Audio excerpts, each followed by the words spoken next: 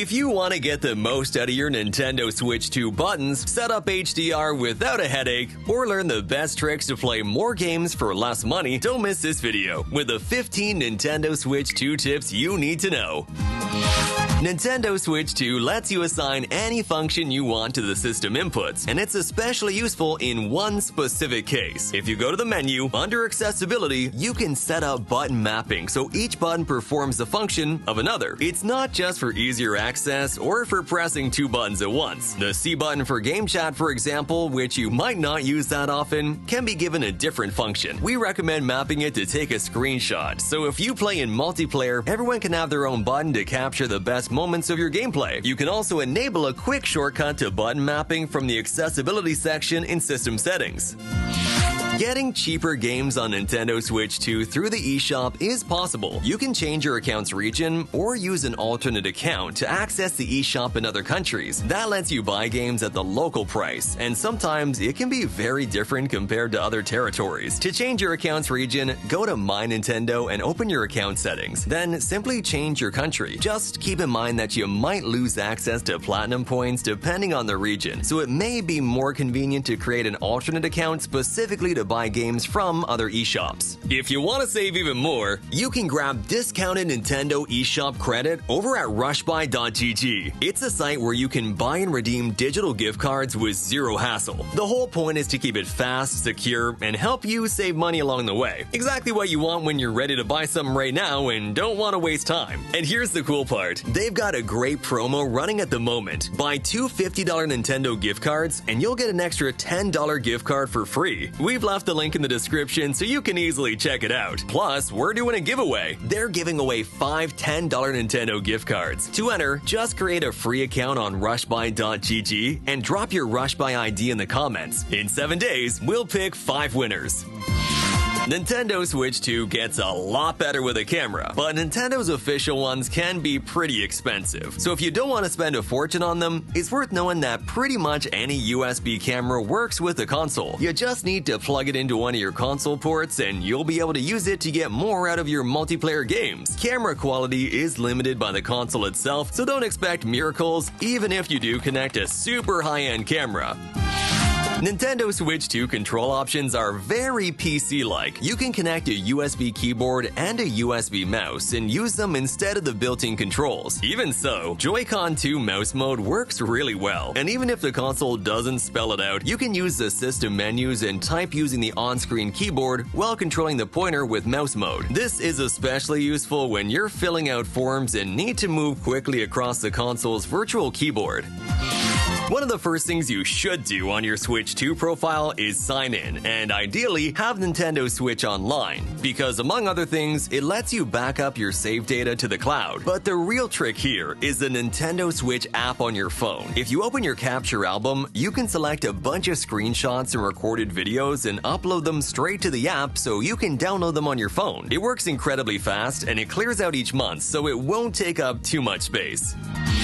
Setting up HDR on Nintendo Switch 2 can be a headache, but it is worth doing properly so that colors look right and not too washed out. If your TV has an HGIG option under Tone Dynamic Mapping, leave it enabled, since it can help manage HDR tone mapping better. Then, slowly raise the brightness on the calibration screen until the sun on the right disappears. If your TV doesn't have HGIC, you can leave it at 1000 nits by pressing the Y button and adjusting it manually. On the next screen, you usually don't need to do anything. The default setting is correct, but if you play in very dark or very bright rooms, you might need to adjust the dial up or down to make it look better. We also recommend forcing the output resolution to 4K from the menu. Normally the console and the TV negotiate this correctly, but just in case.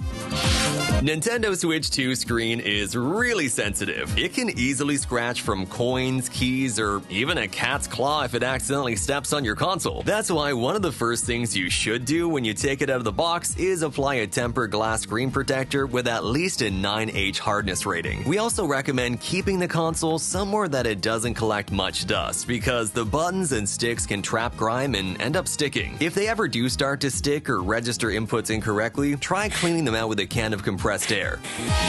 You can set up your Nintendo Switch 2 user profile normally or like a pro. To do that, you'll need to go into the Nintendo Switch Online section of the home menu. Nintendo lets you exchange Platinum points for Nintendo Switch and Switch 2 icon elements. After that, you can build your own custom icon by mixing a background, a frame, and a character, so your icon is one of a kind. You can also give your name a different vibe by adding special symbols. To use them, switch between the different keyboard types and look for the one you want under Symbols. Regular microSD cards aren't compatible with Nintendo Switch 2. The read and write speeds have to be massive for the console's games to run properly. That's why you need special microSD Express cards. SanDisk has a bunch of licensed options, but we recommend going for at least 512 gigabytes. With that capacity, you can store around 15 of the biggest games on the system and not worry about either space or the speed that you need. Have you ever lost a controller for your console? Well, Nintendo Switch 2 can call its own controllers, so you can recover them if you don't know where they are. It's as simple as turning on the main console, going to Controllers, and selecting Search for Controllers. That will send a signal to the controller you choose, so it turns on, starts vibrating, and plays a small sound. For this to work, however, the controllers need to be paired to the console, and they need to have battery.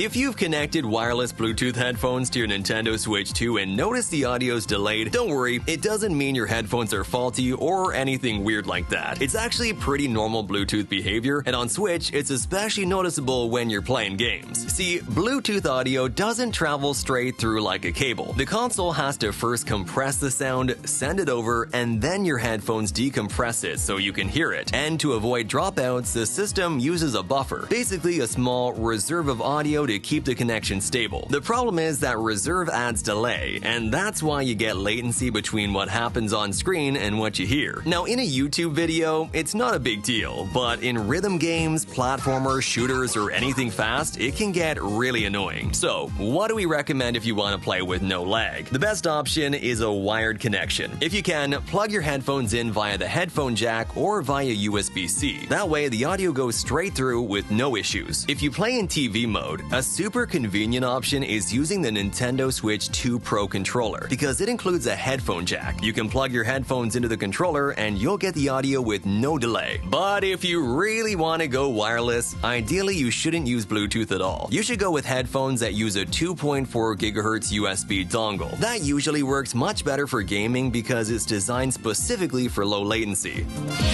There's a way to play any digital game from your Nintendo library on two Nintendo Switch and Switch 2 consoles, even at the same time. The problem is that the option is pretty well hidden. If you go to your profile page, head to User Settings, open Online License Settings, and turn on Use Online Licenses. You'll be able to use all your digital games on any Switch and Switch 2 console, as long as that system has an internet connection to verify the license and your Nintendo account is registered on that console. This method is really handy if you don't want to keep moving game cards around between systems. The only downside is that on a console that isn't your primary one, you'll only be able to launch the game with the account that bought it, while on your primary console, you can launch it with any profile, even in airplane mode. And this is very important. To download the game data, you need to do it from the virtual game card section. Go to the one you want, select Options, and then tap Download Data. You don't need to insert the virtual game card into the console first.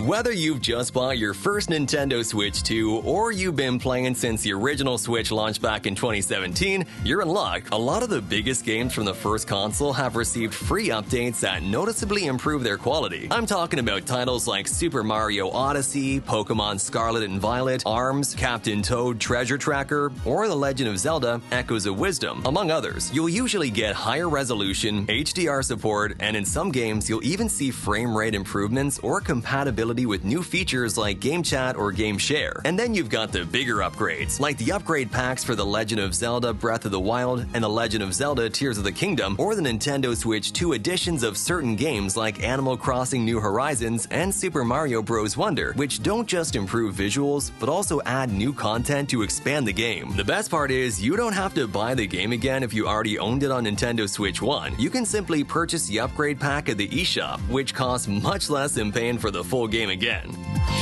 You might not know this, but Nintendo Switch 2's Game Share feature is compatible with every model in the Nintendo Switch family. What does that mean? Now you can play with friends or family using just a single copy of the game. For example, up to 4 people can play Super Mario 3D World and Bowser's Fury, each on their own console, all sharing one game. That said, it doesn't work in every title, only the ones that support Game Share, like Super Mario Party Jamboree, Nintendo Switch 2 Edition, Super Mario Odyssey, Big Brain Academy, 51 Worldwide Games, and a few others. Honestly, it's a super practical feature and it can be used both locally and online. To play over the internet, only Nintendo Switch 2 can be used, and this is important. Make sure you've got a solid connection because otherwise the stream can stutter or introduce latency. If after buying Nintendo Switch 2 you're out of budget, or you simply want to give your Nintendo Switch 1 controllers a second life, you should know they're compatible with the new console. The original Pro Controller, Joy-Con controllers, and even third-party Nintendo Switch 1 controllers all work with Nintendo Switch 2. The only catch is that to charge the Joy-Con, you'll need an external charger, or you'll have to use the original Nintendo Switch. And watch out, because there are also adapters that let you attach older controllers to the console, and you can find them really cheap. We've left a few examples in the video description. Keep diving into the world of Nintendo with these videos we're leaving right here. And don't forget to subscribe so you don't miss what's coming next. Thanks for watching. See you next time.